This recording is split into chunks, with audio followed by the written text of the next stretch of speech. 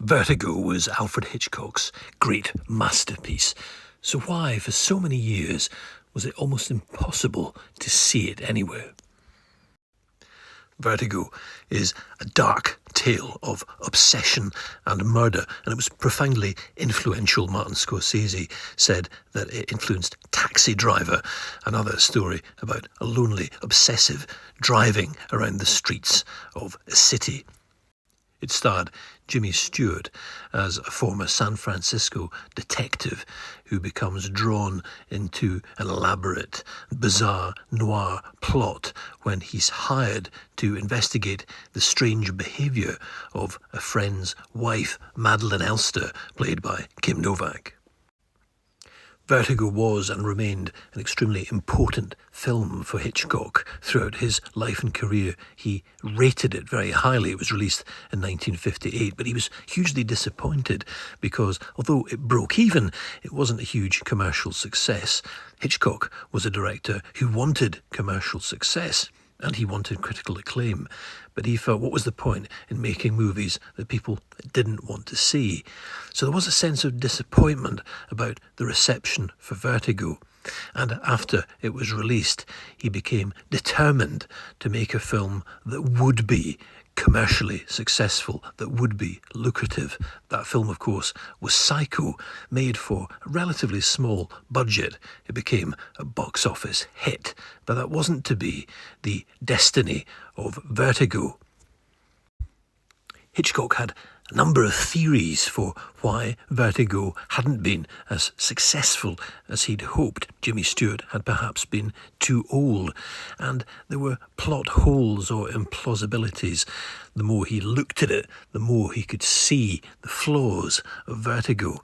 From the 1960s onwards, it became very difficult, if not impossible, to see Vertigo in the cinema or on TV because Hitchcock withdrew it from distribution. It was and remains unusual for a director to own their own movies. Hitchcock was ahead of his time. He struck a deal with Paramount for 5 of his films to come into his ownership after 8 years. That was groundbreaking at the time. Vertigo was one of them. The others included classics like Rear Window, also starring Jimmy Stewart, and The Man Who Knew Too Much. Hitchcock, when the films did come into his ownership, then made a radical decision, which was that he didn't want them to be shown. So from the 1960s onwards, Vertigo was more or less impossible to see, at least legally. Even Jimmy Stewart was refused permission to use a clip from the film at one of his retrospectives looking back at his career.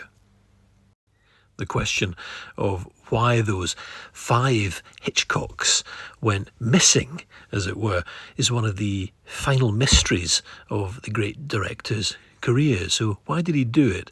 There are a number of possible explanations. Hitchcock was a rich man from his film and TV work. He didn't desperately need the cash that would be generated from these films, but he may have had an eye on the longer term.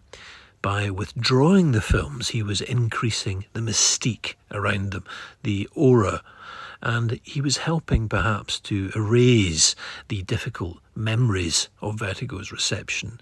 Some of his peers hadn't rated the movie, including Orson Welles, who said he was no fan. But in subsequent years, Hitchcock himself and Vertigo became the subject of critical and even academic study. Hitchcock was to a certain extent rediscovered, and so was Vertigo. And perhaps Hitchcock believed that by removing it from public view, he was allowing it to grow in critical acclaim and ratcheting up the appetite among the public to see it once more. Towards the end of his life, Hitchcock decided that the movies should be seen again, and negotiations began for the sale of the worldwide rights, which eventually went to Universal, in which Hitchcock held shares. Universal bought the world rights for the 5 films for $6 million. It took a few years then, while Hitchcock's estate was settled and other legal matters were resolved, for the movies to be seen again in cinemas and indeed on television.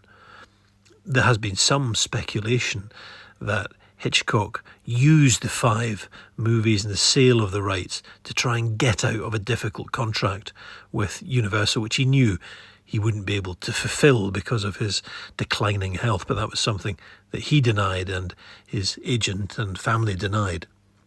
Despite his misgivings about the reception of Vertigo, Hitchcock clearly was pleased that critics and others were beginning to reassess the movie in the years after its release. It clearly meant a great deal to him, and he had poured a lot into it, and it remains a dazzling movie. It was restored in the 1990s and is now an incredibly weird and sinister and beautifully shot movie in which San Francisco is shown off to magnificent effect.